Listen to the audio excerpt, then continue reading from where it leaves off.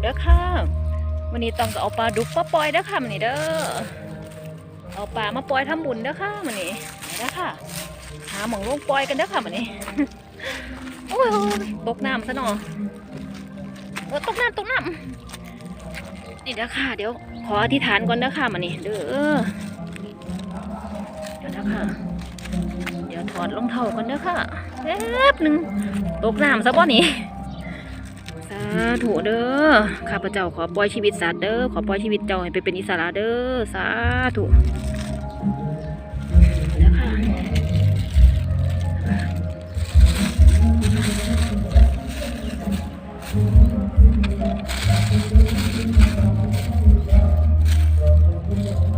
ปลาดุกเด้อค่ะ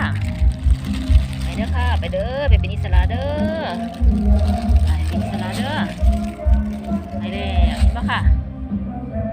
ไปเด้อไปเป็นอิสระเด้อไปบ่ต้องถือขาถือแกงเด้อ